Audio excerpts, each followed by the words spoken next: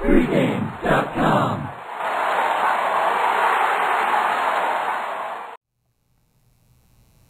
Eastern Conference quarterfinals, Sixers, Celtics.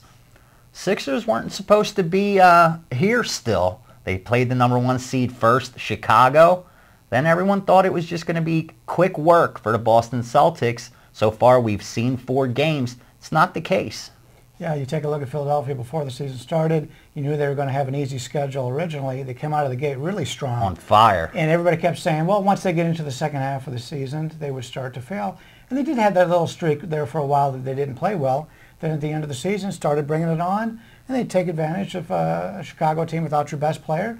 Now they're going head-to-head with Boston, playing very well. Boston's a team, you know, they're getting a lot of their offense, a lot of assisted turnovers, been very good.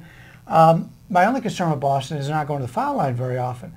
I guess we could probably see that. I mean, most of their perimeter players are perimeter players. Rajon Rondo is really the only one that drives the basket, and he's been great in this series. Well, the further the series goes, the more you got to say Philly's going to hang around because they're the team with the deeper bench. When you look at their bench players so far in the series, they've played as long, more or less, as the starters have. These are guys that are getting 20, 25 minutes a game. So it's not like you're just playing against 5 guys like you are with Boston. When you look at the Celtics, it's 5 guys. You add Dooling and Petrus, and that's pretty much all you're going to get. Not very difficult to prepare for. I think Boston had them on the ropes, ready to go up that 3-1.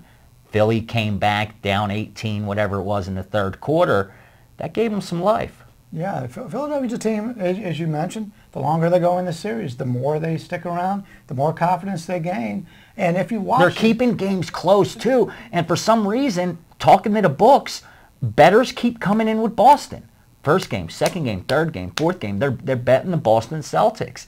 And the Sixers just have a way of keeping the game close, keeping it ugly is more like it. And I would think Boston has the advantage there. But when you look, coming into this series, these are 2 of the best defenses of all basketball, not just the Eastern Conference. Yeah, I think I had 2 big plays on this series in the regular season. And I'm going through it. I said, man, Boston really doesn't match up very well with Philadelphia. You would think they've had great scheduling advantages, and they still weren't putting them away. In fact, the first 2 games, I think Philadelphia won them both by like 30. They dominated Boston early in the season. So Philadelphia, they're very confident right now, and this is a game that I can definitely see this going 7 games. They are. That'll be interesting as they move forward. Boston, Philadelphia may have a game 7 later on this week.